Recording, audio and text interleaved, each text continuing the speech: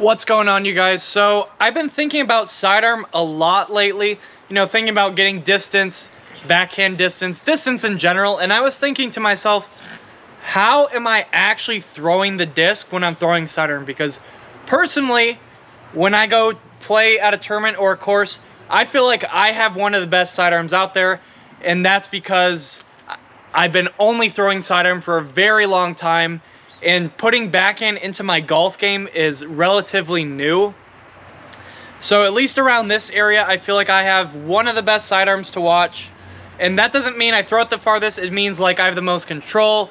And my sidearm is more of like a backhand shot for most people than a sidearm is for most people. Like for most people, a sidearm is just a tool. But for me, a sidearm is more of a throw. So I was thinking, like, how am I getting this max distance? Like, what am I actually doing other than controlling the disc angle? Now, guys, if you haven't already watched my how to throw sidearm video, which I'm going to have in the link in the description, that's going to be the first link, go ahead and check that out, because this is going to be kind of, you know, after that, this is kind of something to think about. I don't know if you can really work on it. So, we all know sidearm distance is really like here to here. It's like making your arm a whip. How do you make your arm a whip? Like, how do you make this happen as fast as possible? Now, the way I do it is when I'm throwing, I'm actually like flexing my tricep, like not on purpose.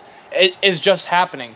But when I throw, basically what's happening is my arm is like flexing, and then as soon as it flexes, that's my arm gets like stiff, right? And then from my elbow down becomes like a whip. So when I throw, it's kind of like that. This is kind of an exaggerated motion of it. And I'm getting this without even trying, right? This is all the distance, right? So I'm just like throwing this.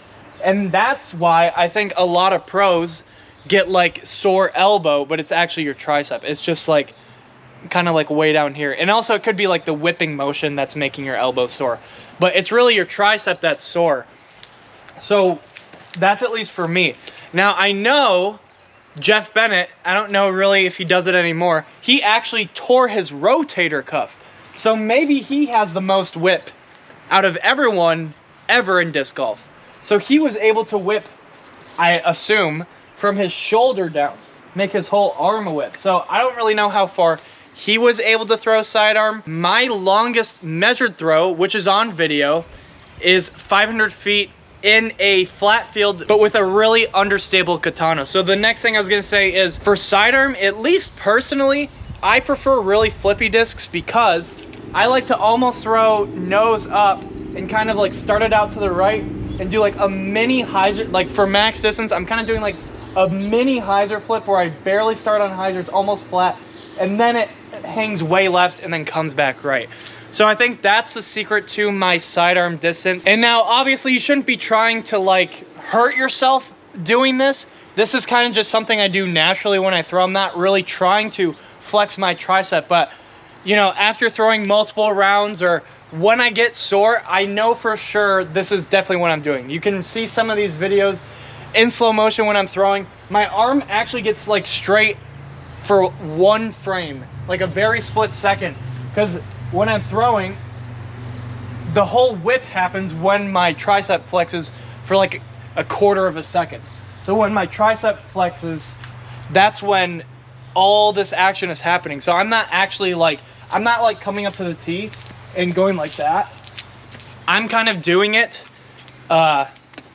when I'm throwing. So I'm not even trying to do it. That's why like eagle and stuff comes up here, because this is just gonna be like a whip. Now eagle comes like way lower and it works for him. I mean, I have a different body type than he does, but it's all like, this just becomes a whip.